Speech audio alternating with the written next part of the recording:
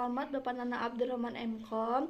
Kami dari kelompok 7 yang beranggotakan 4 orang, yaitu saya Agslianti sebagai moderator dan juga pemateri keempat. Teman saya yaitu Dwi Sugestuningru sebagai pemateri ke-1, Pujianti Tresnaningsih sebagai pemateri kedua, dan Trianur Fadila sebagai pemateri ketiga. Di sini kami akan menjelaskan mengenai pengembangan sumber daya manusia dalam pemanfaatan TIK. Pengembangan sumber daya manusia dalam pemanfaatan TIK. Nah, pengembangan sumber daya manusia dalam pemanfaatan TIK di dunia pendidikan ini perlu dikembangkan agar kemampuan mengikuti perkembangan teknologi dan komunikasi. Perkembangan ini sangat penting karena guru, siswa, dan orang tua harus mampu beradaptasi dengan sistem pembelajaran yang semakin berbasis digital. Lalu di sini yang pertama ada hakikat pengembangan sumber daya manusia dalam TIK. Pengembangan sumber daya manusia merupakan suatu proses yang bertujuan untuk meningkatkan kualitas individu agar memiliki kompetensi yang sesuai dengan tuntutan zaman. Dalam era digital saat ini, kemampuan dalam mengoperasikan dan memanfaatkan teknologi menjadi kebutuhan utama, bukan lagi sekedar pelengkap. Dalam pendidikan, pengembangan sumber daya manusia itu mencakup 3 hal. Yang pertama ada guru sebagai pelaksana pembelajaran, yang kedua ada tenaga kependidikan sebagai pendukung administrasi digital, lalu yang ketiga ada orang tua sebagai pendamping belajar di rumah. Nah, lalu yang kedua ada peran guru sebagai agen perubahan.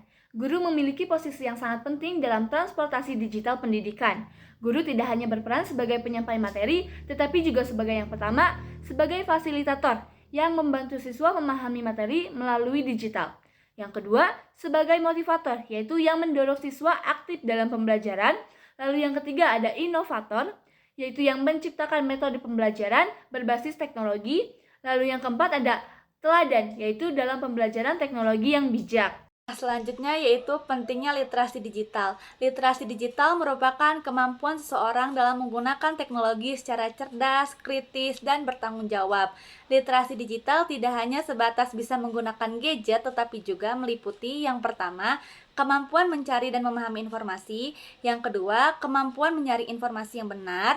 Yang ketiga, etika dalam berkomunikasi di dunia digital. Yang keempat, kesadaran akan keamanan data pribadi. Di lingkungan sekolah dasar, literasi digital sangat penting karena siswa masih dalam tahap perkembangan, sehingga membutuhkan bimbingan dari guru dan orang tua agar tidak salah dalam menggunakan teknologi. Selanjutnya yaitu strategi pengembangan SDM dalam TIK. Strategi pengembangan SDM dalam TIK dibagi menjadi 3. Yang pertama yaitu pelatihan dan workshop. Pelatihan menjadi cara utama dalam meningkatkan kompetensi guru. Pelatihan dapat berupa yang pertama penggunaan Learning Management System atau LMS, yang kedua pembuatan media pembelajaran digital, dan yang ketiga penggunaan aplikasi pembelajaran interaktif. Pelatihan ini membantu guru agar lebih percaya diri dalam menggunakan teknologi. Yang kedua yaitu peer training atau pelatihan rekan sejawat. Merupakan metode pelatihan antara guru di mana guru yang lebih menguasai teknologi membagikan ilmunya kepada rekan lainnya. Kelebihan metode ini adalah yang pertama, lebih mudah dipahami karena menggunakan bahasa yang sama. Yang kedua, lebih praktis dan sesuai dengan kebutuhan lapangan. Yang ketiga, meningkatkan kerjasama antar guru. Kegiatan ini biasanya dilakukan dalam forum seperti KKG, kelompok kerja guru. Dan poin yang terakhir yaitu pengembangan profesional berkelanjutan. Guru perlu terus belajar agar tidak tertinggal oleh perkembangan teknologi. Hal ini dapat dilakukan melalui yang pertama, seminar pendidikan, yang kedua, pelatihan online, dan yang ketiga, komunitas belajar guru. Pengembangan berkelanjutan penting agar kompetensi guru selalu meningkat. Yang kelima, ada peran orang tua dalam mendukung TIK. Selain guru, orang tua juga memiliki peran penting dalam keberhasilan pembelajaran berbasis teknologi. Orang tua perlu mendampingi anak saat bermain gadget, mengawasi konten yang ditonton anak, memberikan batasan waktu ketika bermain gadget, serta bekerja sama dengan guru dalam mendukung pembelajaran.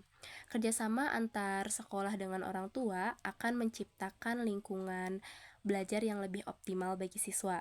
Yang keenam, ada tantangan dalam pengembangan SDM TIK. Yang pertama itu kurangnya kemampuan teknologi pada sebagian guru. Yang kedua, keterbatasan fasilitas seperti internet dan perangkat. Yang ketiga, sikap kurang terbuka terhadap perubahan Yang keempat, kurangnya pelatihan yang berkelanjutan. Namun, tantangan tersebut dapat diatasi melalui dukungan dari pemerintah, sekolah, dan kesadaran individu untuk terus belajar. Yang selanjutnya itu ada poin ketujuh, yaitu dampak pengembangan SDM dalam TIK.